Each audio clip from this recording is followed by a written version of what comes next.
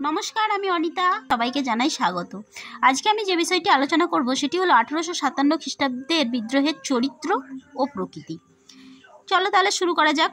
বিদ্রোহের প্রকৃতি। 1857 খ্রিস্টাব্দের বিদ্রোহের প্রকৃতি নিয়ে ঐতিহাসিকদের মধ্যে নানা মতভেদ রয়েছে। এক পক্ষ ঐতিহাসিক বলেন এটি ছিল নিছক সিপাহী বিদ্রোহ, আর অন্য পক্ষ বলেন এটি জাতীয় আন্দোলন। 1 নম্বর পয়েন্ট, সিপাহী বিদ্রোহ।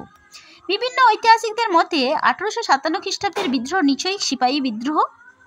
তাদের মতে এই বিদ্রোহের চালক শক্তি ছিলেন সিপাহীরা, আর তাদের অসন্তোষ থেকেই এই বিদ্রোহের সূচনা হয়েছিল।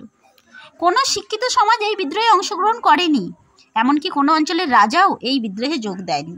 2 নম্বর, জাতীয় আন্দোলন। 57 খ্রিস্টাব্দের বিদ্রোহকে অনেক ঐতিহাসিক জাতীয় বিদ্রোহ বলে অভিহিত করেছেন। তাদের মতে ভারতের বিভিন্ন অঞ্চলের জনগণ এই বিদ্রোহে যোগদান করেছিলেন।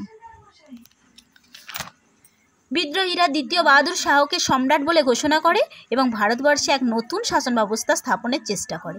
3 নম্বর, ভারতের প্রথম স্বাধীনতা সংগ্রাম। স্বাধীনতা সংগ্রামী বীর সভাকর 1857 খ্রিস্টাব্দের বিদ্রোহকে ভারতের প্রথম স্বাধীনতা সংগ্রাম বলে অভিহিত করেছেন। 4 নম্বর, সামন্ততান্ত্রিক অসন্তোষ। 1857 খ্রিস্টাব্দের বিদ্রোহের কারণ হিসাবে অনেকেই সামন্তদের অসন্তোষকে চিহ্নিত করেছেন। 5 নম্বর, মুসলিম চক্রান্ত। অনেক ঐতিহাসিক 1857 খ্রিস্টাব্দের বিদ্রোহকে মুসলিম চক্রান্ত বলে অভিহিত করেছেন। দ্বিতীয় বাহাদুর শাহের পুনঃপ্রতিষ্ঠা লক্ষ্য করে এইরূপ মন্তব্য করা হয়েছে। 6 নম্বর, মূল্যায়ন।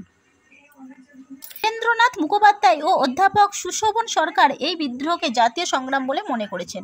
তাদের মতে এই বিদ্রোহের প্রকৃতি নিয়ে বিতর্ক থাকলেও দেশের প্রতি ভালোবাসার কোনো অভাব থাকেনি। তাছাড়া বিভিন্ন অঞ্চলের মানুষ এই বিদ্রোহে সামিল হলেও সিপাহীদের মধ্যে এই বিদ্রোহ সীমাবদ্ধ ছিল। নমস্কার। ভিডিওটি ভালো লাগলে অবশ্যই লাইক ও কমেন্ট করবেন।